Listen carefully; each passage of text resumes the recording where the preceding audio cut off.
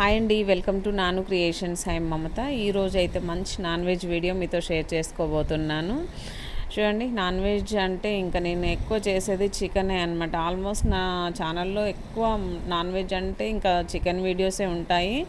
నా videos follow చేసే వాళ్ళకైతే అర్థమవుతుంది అనమాట. ఎక్కువ చికెన్ వీడియోసే చేస్తూ ఉంటాను, చికెన్ కర్రీయే చేస్తుంటాను.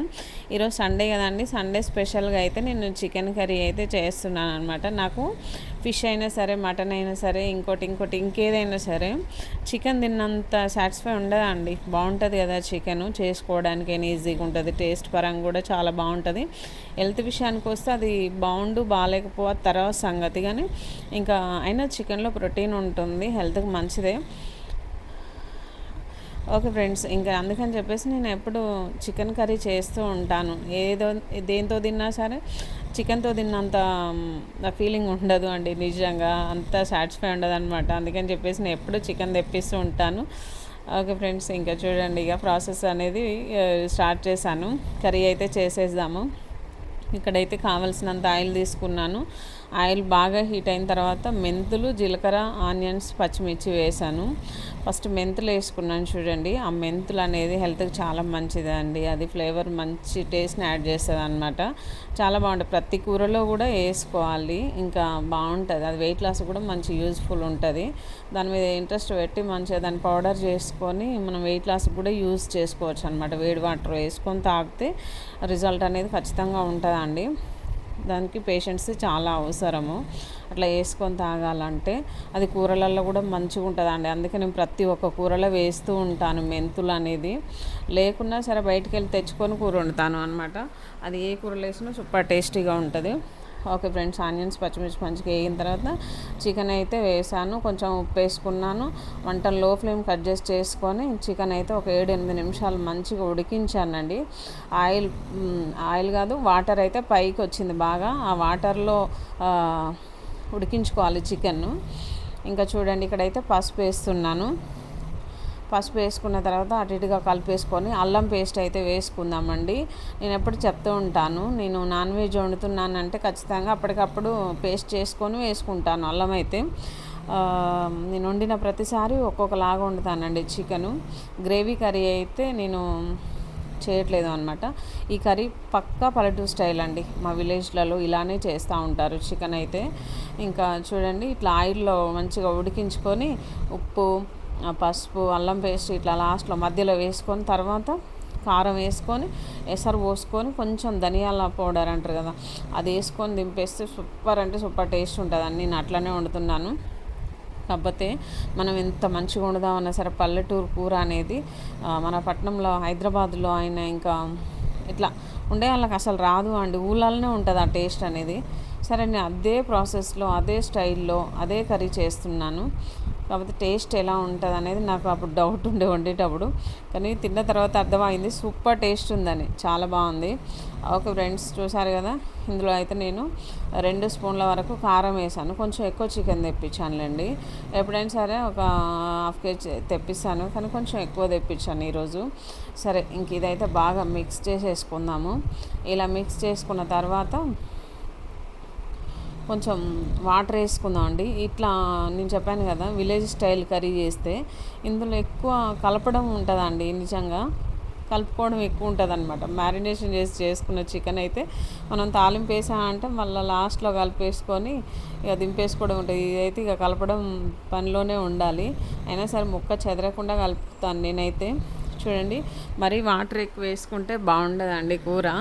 కొంచెం వాటర్గానే ఉండాలి, మరి గ్రేవీ లాగా ఉండకూడదు.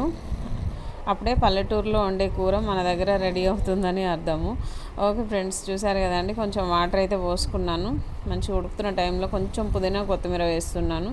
ఊళ్ళల్లో పుదీనా, కొత్తిమీర కూడా వేయరండి. అంత బాగుంటుంది అసలు. ఉప్పు, కారం, నూనె, అల్లం పేస్ట్ తప్ప ఏది ఉండదు.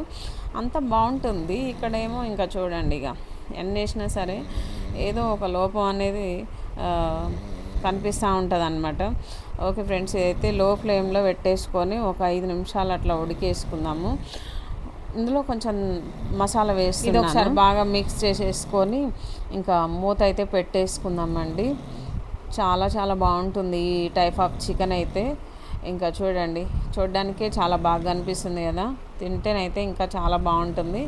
ఇందులోకైతే చపాతీ చేసుకొని తింటే చాలా బాగుంటుందండి. చపాతీ కానీ, పూరి కానీ, దోశ కానీ చాలా బాగుంటుంది. వైట్ రైస్ తినక చాలా రోజులు అవుతుంది. బగార్ రైస్ అండి. ఈ బగార్ రైస్ అనేది బాగా ఎక్కువ అవుతుంది ఇంట్లో, మసాలా ఫుడ్ అనేది. ఓకే ఫ్రెండ్స్, చూసారు కదా, ఇంకా నేనైతే కూర అయితే రెడీ చేశాను, పక్కన పెట్టేశాను. తర్వాత ఒక గిన్నె పెట్టేసుకున్నాను, మళ్ళీ బగార్ రైస్ చేస్తున్నాను. కొంచెం ఆయిల్ వేసుకున్నాను, పచ్చిమిర్చి, ఆనియన్స్ వేసుకుందాము. ఇలా వేసుకున్న తర్వాత మంట లో ఫ్లేమ్కి అడ్జస్ట్ చేసుకొని ఇందులో చెక్క, లవంగా వేసేసుకుందాము. ఇవి రెండు ఉంటే చాలు అండి, మంచిగా ఉంటుంది టేస్టీగా. ఓకే, ఇవైతే మంచిగా వేయించుకుందాము ఆయిల్లో. చూడండి, ఇలా వేయించుకున్న తర్వాత చెక్క, లవంగా వేసేద్దాము. పుదీనా, కొత్తిమీర కూడా మంచిగా కడిగి పక్కన పెట్టేశానండి. ఇంకా అది కూడా వేసేసుకోవాలి. అవి వేసుకున్న తర్వాత ఇంకా అన్నీ మంచిగా మగ్గించుకోవాలండి ఆయిల్లో. మగ్గించుకొని అల్లం పేస్ట్ వేసుకుంటాను. చూడండి, పుదీనా, కొత్తిమీర వేస్తున్నాను. ఇంకా ఇదైతే మంచి భలే బాగుంటుందండి. ఇవన్నీ వేసుకొని బగారా రైస్ చేసుకుంటే ఇంకా రోజు చేసి పెట్టేవాళ్ళు ఉంటే హ్యాపీగా తినేయచ్చు. కాకపోతే వెయిట్ గెయిన్ తోటి మస్తు భయంగా ఉంటుంది అన్నమాట. ఫుడ్ అనేది ఖచ్చితంగా ఏదో విధంగా మంచిగా వేసుకుంటాము, తినడానికి భయంగా ఉంటుంది. ఓకే ఫ్రెండ్స్, ఇంక ఇదైతే మంచిగా ఉడికించుకుందామండి. తర్వాత కొంచెం అల్లం పేస్ట్ వేసాను. ఇది బాగా కలిపేసుకున్న తర్వాత ఒక 2 minutes అట్లా ఉడికించుకున్న తర్వాత వాటర్ అయితే పోసేస్తాను అండి. ఈ ఆనియన్స్ అనేది అసలు ఈ బగారా రైస్కి అసలు ఉడకవండి ఎందుకో కానీ. ఫ్రై కావు, అస్సలు ఫ్రై కావు, పచ్చిగా ఉంటాయి అన్నమాట. తినేటప్పుడు కూడా అట్లనే కనిపిస్తూ ఉంటాయి రైస్లో. ఓకే ఫ్రెండ్స్, ఇంకేదైతేనేమి అయిపోయింది కదా. ఇక్కడైతే నేను మంచిగా కలిపేసుకున్నాను. కొంచెం పసుపు వేయాలి అండి ఇందులో, కలర్ కోసం. రైస్ వైట్ కనిపిస్తుంది కదా, అలా కనిపించకుండా నేనైతే మంచిగా కొంచెం పసుపు వేస్తూ ఉంటాను ఎప్పుడైనా సరే. మరీ ఎక్కువ వేయొద్దు, పసుపు అన్నంలాగా కనిపిస్తుంది. ఇందులో అయితే వాటర్ పోస్తున్నాను. ఈ వాటర్ అయితే పోసిన తర్వాత ఇందులో టేస్ట్ సరిపడా సాల్ట్ వేసుకుందాం, కొంచెం మసాలా వేసుకుందాము. వేసుకుంటే ఇంకా మనకైతే ఒక 50% అయితే ఇక రైసు ఉడకడానికి ఒక 50% టైం ఉంటుంది అన్నమాట. ఓకే, ఇంకా చూసారు కదా, కొంచెం మసాలా వేస్తున్నాను, కొంచెం ఉప్పు వేసుకొని మంచిగా కలిపేసుకొని వదిలేస్తే ఒక 5-6 నిమిషాలలో మనము మళ్ళీ రైస్ వేసుకోవచ్చు అన్నమాట. చూడండి, పర్ఫెక్ట్గా కనిపిస్తుంది కదా అండి. తర్వాత రైస్ వేసుకుందాము. బాస్మతి రైస్, ఇది బిర్యానీ రైస్ అంటాం కదండి, దాంతోనే చేస్తున్నాను మేము.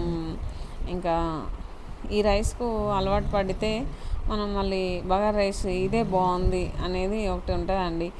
ఇదే చేసుకోవాల్సి వస్తుంది ప్రతిసారి కూడా. సరే, ఇంకా నేనైతే రైస్ అయితే మంచిగా ఉడికించాను. చూడండి, రైస్ అయితే పర్ఫెక్ట్గా సెట్ అయిపోయిందండి. ఎసరు కొంచెం ఎక్కువ తక్కువ లేకుండా మనం 1కి 1.5 పోసుకుంటే సరిపోతుంది.